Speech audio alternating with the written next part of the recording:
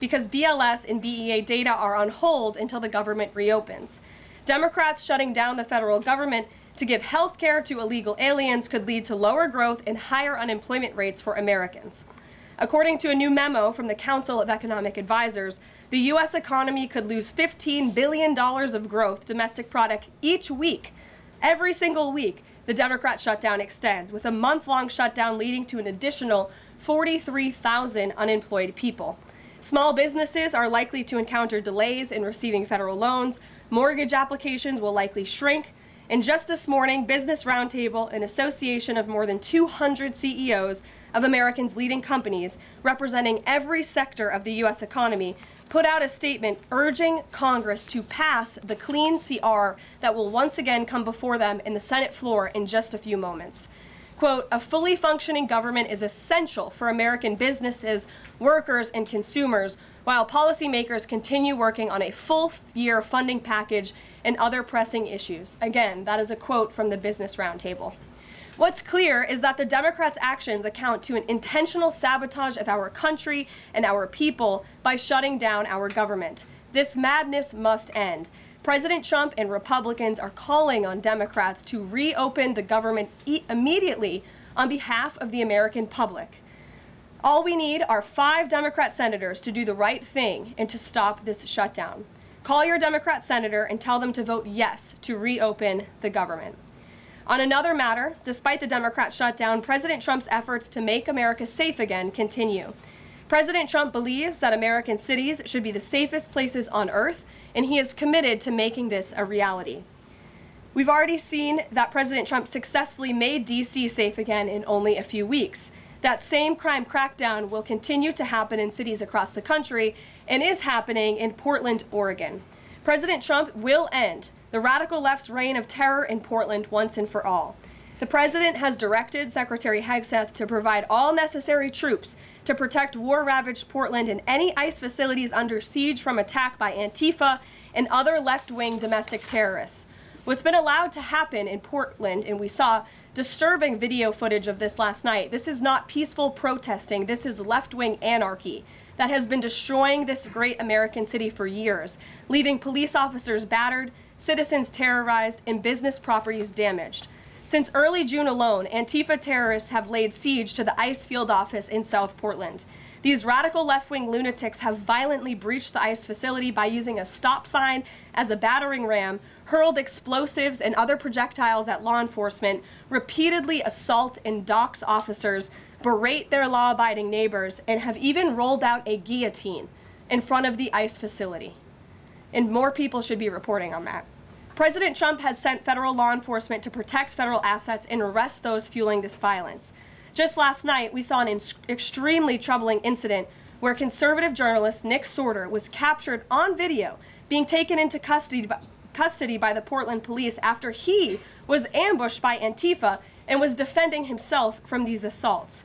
But instead of arresting these violent mob members night after night after night who are ravaging this community, the police arrested a journalist who was there trying to document the chaos, and everyone in this room should be extremely concerned about that. The Department of Justice spoke with that journalist this morning, and they will be launching a full investigation into his arrest. This incident is part of a troubling trend in Portland where left-wing mobs believe they get to decide who can visit and live in their city. It is not their city. It is the American people's city, and President Trump is going to restore that. I just spoke with the president about this, and he has directed his team here at the White House to begin reviewing aid that can potentially be cut in Portland. We will not fund states that allow anarchy. There will also be an additional surge of federal resources to Portland immediately, including enhanced CBP and ICE resources. Law and order will prevail, and President Trump will make sure of it. With that, I'll take your questions, and we will begin today's briefing with our new media seat, Amanda Head from Just the News. Amanda, thank you for being here. Thank you, Karoline. On that most recent topic that you mentioned, reportedly Portland police have not been able to engage protesters to the degree that they normally would. Does the president plan on handling this from that angle as well with city leaders? Yes. From our understanding, the law enforcement that we have here in the Homeland Security Task Force, I spoke with them this morning, and what they're seeing is that unfortunately, local police has been restricted from responding or cooperating at all with federal authorities, which is completely absurd. We have surged federal law enforcement personnel to this city to restore law and order and to work alongside local law enforcement. And we've seen the benefits of this in Washington, D.C. And all of you live here, so you can agree Washington, D.C. is and feels much safer because of the cooperation between federal and local law enforcement. They can and must be working together, and we think it's despicable that these local elected officials who swear an oath to protect their people are preventing law enforcement from doing their jobs on the ground. So that's why the president has directed his team here at the White House, and they are already on it to look into how we can cut funds. And the president wants to work with anyone. If the mayor of Portland were to call him right now and say, "Mr. President, please help us," I am sure the president would be willing to do that. He is genuinely serious about wanting to restore order in America's cities. But it's become apparent that the local and elected officials in Oregon do not feel the same, and that's very unfortunate for the people who live there. And then one more question on the government shutdown. Should there be some type of scheduled layoffs to maybe entice Democrats to come to the table, like every hour another agency, another 100 pink slips? I'm sure Russ Vought has a list of folks ready to go. Well, look, the Office of Management and Budget, as we've said repeatedly, is working with the agencies and our cabinet secretaries to identify where cuts unfortunately can and have to be made. And again, we understand there's another vote happening on the Senate floor in an hour. Maybe if Democrats do the right thing, this government shutdown can be over. Our troops can get paid again. We can go back to doing the business of the American people. But if this shutdown continues, as we've said, layoffs are an unfortunate consequence of that. And Russ Vought has been in contact with our cabinet secretaries at their respective agencies to discuss that. Thank you, Amanda. Kelly. How would this administration define what makes a Democrat agency, which agencies, and what constitutes being a Democrat agency? I think this administration has been very clear, Kelly, that we're not going to tolerate waste, fraud, and abuse in our government. And we've also been very clear to point out when agencies or when programs do not align with this administration's values of putting our country first. You've seen that with USAID and in various other cases where there's been cuts made or funding has been slashed. And so, again, unfortunately, we're having to do a massive review of the bureaucracy to be good stewards of the American taxpayer dollar. And it's the Democrats who have forced the White House and the president into this position by voting to shut the government down. You've talked about thousands likely layoffs coming. Do you have an update on the timeline for that? How quickly? And if the government is restored to funding and back in operation, will that list of potential layoffs still be on the table? Look, as I just stated, the Office of Management and Budget is in constant communication and contact right now with our cabinet secretaries and agencies across the board to identify, unfortunately, where layoffs have to be made and where cuts have to happen. But again, the Democrats have an opportunity to prevent this if they vote to reopen the government. That is all this administration and the president is asking for. Vote for a clean, continuing resolution to keep the government open. Peter. Thank you, Caroline. During the campaign... Thank you, Peter. I was raised to say thank you in the White House briefing room. During the campaign, President Trump said that he did not know anything about Project 2025. Now he knows about it. Is that the blueprint for shrinking the government? Look, the blueprint is what the president and his team and his cabinet secretaries ultimately decide. And the president trusts his cabinet secretaries to identify where there is waste, fraud, and abuse. We pointed out this morning, or Russ Vought tweeted about this morning, a Chicago rail project that was canceled. We paused $2.1 billion in Chicago infrastructure projects, specifically the Red Line extension and the red and purple modernization projects. And it's because the administration is concerned that the Biden administration was handing out taxpayer dollars to pay for this construction based on DEI. DOT is reviewing the race-based contracting on unconstitutional grounds, and in the meantime, the Department of Transportation funds for these projects are on hold. So I guess this answers both of your questions. This would be an example of that. And just because there's so much shutdown talk, something different. What do you guys think about the NFL's decision to name Bad Bunny as the Super Bowl halftime performer, somebody who has not scheduled shows in the U.S. because he says that he's worried that ICE is going to come and arrest his fans? Well, look, I know there are many in this room who are very anxious to hear the president's response to Bad Bunny being the halftime show, so I won't get ahead of him. I won't reveal what he feels about this. Next time you all ask him a question, you're welcome to do that. I have my own feelings on that, but that's not what I'm up here to talk about. As far as ICE being at the Super Bowl, as far as I'm aware, there's no tangible plan for that in store right now. However, of course, this administration is always going to arrest and deport illegal immigrants when we find them. If they are criminals, we're going to do the right thing by our country. Kate. Did the president and Russ Vought decide yesterday in their meeting which cuts they wanted to make to agencies and which ones would be permanent? Again, I've kind of answered this question a few different times now. It's been asked in a few different ways.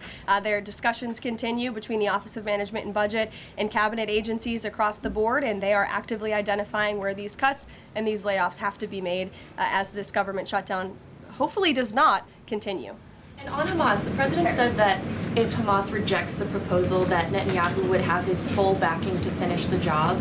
A UN report found that Israel was committing genocide in Gaza. Does the president have concerns about the civilians being killed, the worsening humanitarian crisis, and are there limits to what the White House would support when it comes to Israel's actions in Gaza? Look, the president has deep concerns about all of the atrocities that have taken place in the Middle East over the past few years. It's deeply unfortunate that he inherited this mess from the Biden administration. If you all recall, under President Trump in his first term, the Middle East was on a pathway for peace and prosperity. There was the historic signing of the Abraham Accords. Israel was on a path to normalization between Arab and Gulf nations, and we hope that can continue. But right now, the president has made it very clear to Hamas that this is an acceptable and detailed proposal that they must accept, or the consequences are going to be very grave for them. And he has given them a deadline of Sunday evening at 6 p.m. When I was out here on Wednesday, I told all of you, I'll leave it to the president to make that red line, and he now has. I think the entire world should hear the president of the United States loud and clear. And Hamas has an opportunity to accept this plan and to move forward in a peaceful and prosperous manner in the region. And if they don't, the consequences, unfortunately, are going to be very tragic. Michael. Thank you, Caroline. Has the president declared war on international drug cartels? And if so, or if he will, does he feel he needs congressional approval? As the White House has said many times, the president has directed these actions, these strikes against Venezuelan drug cartels and these boats, consistent with his responsibility to protect the United States interests abroad and in furtherance of the U.S. national security and foreign policy interests. This is pursuant to his constitutional authority as commander-in-chief and the chief executive to conduct foreign relations. In each of these cases, Michael, the vessels have been assessed by the U.S. intelligence community to be affiliated with designated terrorist organizations engaged at the time in trafficking illicit drugs to our country. The president has been very clear, dating back to the campaign trail, that he is always going to do what's in the best interest of the American homeland. And he also promised the American people he was going to end the drug epidemic that has taken far too many American lives. And you're seeing those actions play out almost every single day here. One last question on the shutdown, Caroline. Hakeem Jeffries has said that President Trump is in the Presidential Witness Protection Program since the shutdown has begun. What's the White House's reaction to that? That's just more ridiculous fodder from Hakeem Jeffries. As you all know, because you're here every day, the president is literally working around the clock right now. I think he has a swearing-in ceremony, or he already did. He has several meetings on the books today. He literally works 24/7. Anyone who works in this place or covers this place, as you all do, knows that to be true. And Hakeem Jeffries and the Senate Democrats should get back to work in a few minutes and vote to reopen the government. Emily. Thank you, Caroline. You spoke earlier about the energy and infrastructure projects that Director Vought paused. Will the White House agree to restore that funding as part of a deal to end the shutdown? Well, I won't make any agreements here. Senate Republicans are talking with their colleagues on the Democrat side, but right now, Russ Vought is doing what he's been tasked to do in the midst of this government shutdown, which is to look at funds that need to be temporarily halted or need to be canceled. And Chicago is just another example of that. Caroline. Go to Libby in the back. Thank you, Caroline. I have two questions for you. One on the FDA, but first on the shutdown. Sure. Will the administration, if this government shutdown ends, still move forward with firing thousands of federal workers? Look, as I've said repeatedly, Libby, right now we want the government to be open. Layoffs are an unfortunate consequence of a government shutdown, and it's something the administration is examining. If the government is reopened, we're going to get back to doing what we were doing last week and the week before, working on the issues that the American people care about. And then on the FDA, they just approved that new abortion pill, and it's causing a lot of uproar among Republicans. What is the president's response to that, and does the administration plan to have that FDA approved? Well, the Secretary of Health and Human Services, Bobby Kennedy, has put out several statements on this. HHS's decision, it's not an endorsement of this drug by any means. They are just simply following the law. And as they put out in their statement, by law, the Secretary of Health and Human Services must approve a generic drug application if the application demonstrates the generic drug is the, quote, same as the brand name drug. Generic applicants are not required to submit independent evidence proving safety and effectiveness.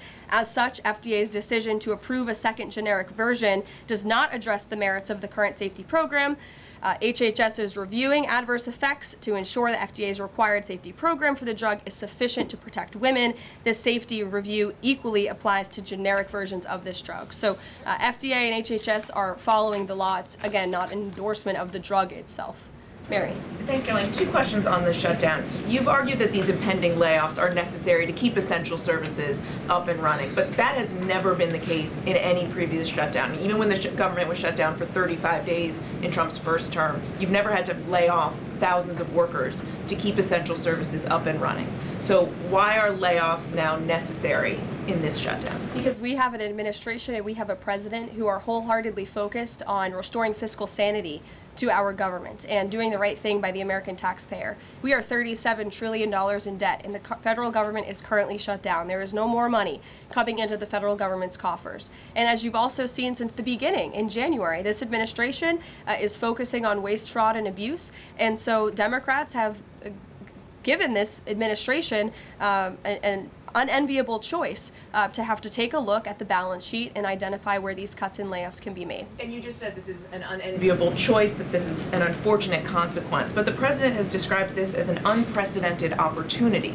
to lay off additional workers. He's posted a video likening Rust Vote to the Grim Reaper. So which is this? Is this an opportunity to fire more workers or an unfortunate consequence? Look, the president likes to have a little fun every now and then, and I think both things can be true at the same time. The Democrats have given the administration this opportunity, and we don't like laying people off. Nobody takes joy in that around here, and if you think that, then I think that's very sad. You view the White House and our staff as wanting to put people out of work. Nobody wants to do that, but sometimes in government you have to make tough decisions. Carrie. Going back to Portland, as far as the city council there is concerned, they appear to be very sympathetic towards the protesters over at the ICE facility. Is the White House considering invoking the Insurrection Act over in Portland? Is that something they are considering also? As far as the Portland City Council is concerned, are they looking at the members there who are appear to be helping out the protesters as far as suggesting to get burner phones, et cetera, et cetera? That's not something I've heard that's under consideration or discussion at this time. Karoline. Caroline, who's ever yelling in the back? Go ahead. Me. Sure. Thank you. Bianca Gracia here, and I have a question. This week, the Democrats have chosen illegals over hard-working Hispanic Americans during Hispanic Heritage Month, causing the White House to cancel the celebration with the president. Is the president open to letting the Hispanics, who overwhelmingly voted for him, have their own siesta fiesta in the White House lawn opposed to the fancy, we don't need fancy schmancy, right? You can give us the backyard and we'll fill it all in and have in our own fiesta. Is the president open to that? I had no idea she was going to ask that question. I just want to preface that. I've never met you. I just want to say that, but welcome to the briefing room. I love your energy. I can't personally unilaterally promise the South Lawn grounds. We have some construction going on out there, but I know that everyone here views it as very unfortunate we had to cancel or hopefully just reschedule the Hispanic American Heritage Month event, and it's because we are working around the clock during this government shutdown. When the Democrats vote to reopen the government, that event will be back in the planning stages. You're welcome. Brian, go ahead. Thank you very much. Welcome to the briefing room, by the way. I was with with the Secretary of War and the Attorney General in Memphis just the other day as they were going to a command center. And I noticed a billboard along the highway that said, "Memphis welcomes the National Guard." Now, what is your message today to Democrat mayors watching us right now that suffer from TDS and they cannot get Trump out of the way to saving their city, Portland being one of them? They should do the right thing by their citizens, Brian. They should call the president, they should call the White House and say, we want to work with you. And in Memphis, we are seeing some cooperation. As you saw from that billboard, the people of Memphis are loving this, and they are very grateful for the federal government's efforts. And federal law enforcement is there. We're working alongside local law enforcement. We'd like to see it ramped up a little bit because we want to make progress, and we want to arrest as many bad criminals as we can. Since Monday, I do have some updated statistics from the Homeland Security Council this morning. Since Monday, 153 arrests have been made in Memphis, including 5 gang members. 48 illegal guns have been seized, and 5 missing children have already been recovered. Last night, 60 arrests were made and 21 illegal firearms were seized. Arrests from last night include a suspect wanted for rape of a child under 13, first-degree murder, breaking and entering, aggravated assault, illegal drug possession, and many more. So we continue to see good results coming in through Memphis, and the president is very excited about making Memphis safe again. In the blue. Thank you. At the top of the briefing, you made a statement about that the Democrats are interested in giving health care to illegal immigrants. Yes, they are. U.S. law already prohibits that. It's a 1996 law saying that they cannot give unauthorized immigrants any federally subsidized health care coverage through Medicaid, the Affordable Care Act, or the Children's Health Insurance Program. There seems to be a disconnect in the messaging. Are you denying that Medicaid money has never gone to illegal aliens in the United States of America? I'm asking you if you can explain the disconnect in the message. I most certainly can. The Democrats' proposal, their continuing resolution, let me just reiterate, the Republicans' continuing resolution was a clean continuing resolution. There was no partisan politics injected into it. There were no conservative wish lists injected to it. What the Republicans want, and still want to this very second, is a clean continuing resolution to fund the United States government. What did the Democrats want in their continuing resolution? They inserted a provision to undo a provision in the Working Families Tax Cut, the One Big Beautiful Bill, that ended taxpayer-funded health care illegal benefits for illegal aliens. Democrats' proposal would require Medicaid to pay more for emergency care provided to illegal aliens than Medicaid does for American patients who are disabled, elderly, or children. And this bill would have also allowed California to continue a gimmick that funds its Medicaid for Illegals program. Those are things that we ended, the Trump administration ended, with the passage and the signage of the One Big Beautiful Bill. And it is an undisputed fact, a fact that under the Biden administration, illegal aliens were absolutely receiving taxpayer-funded health care benefits. In fact, in fiscal year 2024, Medicaid costs for emergency services for illegal immigrants skyrocketed by 142% from the previous year to $9.1 billion. That's $9.1 billion taxpayer dollars that were going to emergency services for illegals. Between President Trump's last full fiscal year under his first administration and Joe Biden's last full fiscal year, Medicaid spending on emergency services for illegal immigrants nearly tripled. There was an increase of 196% between 2020 and 2024. And I have a chart here for you, and I'm more than happy to email it to you. I'd also like to add, because some were asking dishonest questions yesterday about emergency rooms. In Southern California, according to healthcare professionals in 2023, under the Biden administration, Southern California's, quote, entire healthcare system was being bombarded with illegal immigrants and forcing American patients to endure longer wait times. In Denver, Colorado, the CEO of Denver Health stated that 8,000 illegal immigrants made 20,000 visits to the city's health system in 2023. Leaving an uncompensated bill totaling over $10 million. So when an illegal alien goes to the emergency room, who's paying for it? The American taxpayer. The main safety net hospital in Denver had to turn away patients due to the massive influx of illegal immigrants into the community. And UC Health hospitals in 2024 reported their system was under stress from an increasing number of migrants. As a result, according to the head of emergency departments and urgent cares across the hospital system, quote, access is impeded for everyone. These are healthcare professionals who dealt with this directly, and there's a lot more where that came from. It is an undisputed fact that Democrats want to give taxpayer-funded healthcare benefits to illegal immigrants, period. Ed. Yeah, thank you, Karoline. Is the president talking directly to Democratic senators to try and get their vote for a clean CR? The Senate Republicans are speaking directly with moderate Democrats. I understand those conversations have become very serious, and we hope positive in the right direction so that Democrats will do the right thing. I don't know if you saw overnight a refinery in California went up in flames. Is the president going to help the governor should gas prices spike, or could he help the governor? Look, I know the administration and the White House are aware of that situation that took place. I don't have any announcements for you, Ed, on that. Has the president seen the first draft of the commemorative coin that the Treasury is doing for the 250th anniversary? It has his face on it. Oh, I'm not sure if he's seen it, but I'm sure he'll love it. Kara. Thank you, Caroline. It's now being reported that former President Biden's DHS and TSA placed peaceful January 6 protesters and even Americans who refused to wear masks during COVID onto watch lists usually reserved for terrorists. Most of these people were not charged with crimes. Does the White House have a comment on the prior administration violating the free speech and due process of these Americans? And where is the outrage from the left that claims to stand for due process and free speech? And after that, I have another question about protecting journalists from Antifa. Sure. Well, Kara, to your first point, please send me that report. That's certainly very concerning. I haven't seen it myself, but if indeed that was happening, it's something I'm sure the Department of Justice and the FBI would deem worthy of looking into. And journalists, as you mentioned earlier, are being increasingly attacked by leftist protesters. I was actually assaulted outside of President Trump's United Nations speech, and I think the White House is aware that a Portland journalist was almost blinded by an Antifa protester. This has been a problem that's gone on for years, and police often say that their hands are tied.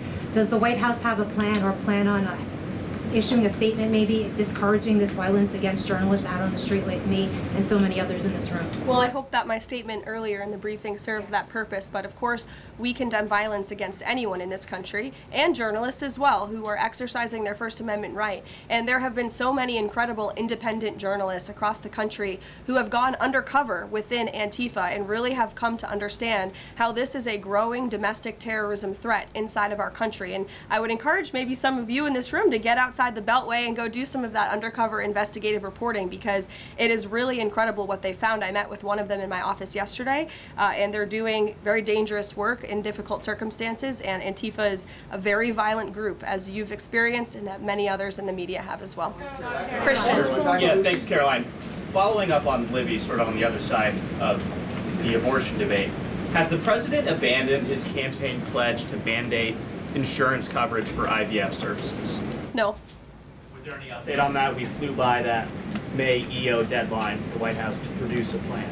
I literally just read a statement from the Health and Human Services on you, for Libby at least, as far as IVF goes. I'll check in with our policy team and we'll get you some updates. And then on Russia, how concerned is the White House that the Russian Navy seems to be escalating its provocation of NATO allies? I'm talking, of course, to the several close calls they've had with the Danish military during the EU leaders meeting in Copenhagen. It's something the administration takes very seriously, and we are constantly monitoring it. The National Security Council here at the White House is in constant correspondence with our NATO allies, and the president speaks to many of them as well. Yes. We've seen a spate of gun violence in this country, both mass shootings. We've seen this Michigan church that was attacked, children being shot in pews in Minnesota. We've also seen politically motivated assassinations of Minnesota lawmakers, Charlie Kirk.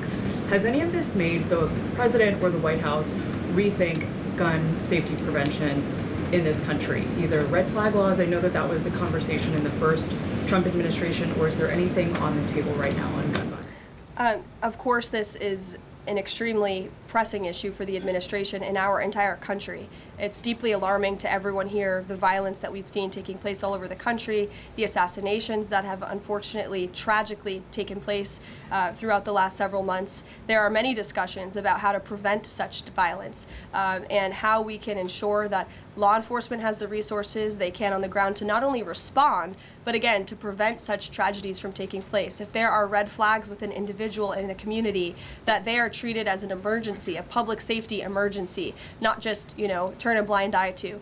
There's many other things we can do, but the administration and the president has always also made it clear he's always going to protect the constitutional right, the Second Amendment constitutional right of Americans to own guns. Would you advocate for Congress to pass a federal red flag law? Right now, they just incentivize states financially to have red flag laws, but I know Lindsey Graham has worked on this as a Republican. There are some Republicans that do support this kind of gun safety legislation. I don't want to get ahead of the president on any congressional action or any suggestion to Congress on that matter. Andrew. Thank you, Caroline. Two things.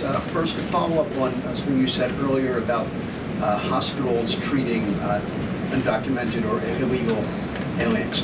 Is it the administration's position that hospitals should not have to treat people who come into the emergency department who are not here legally?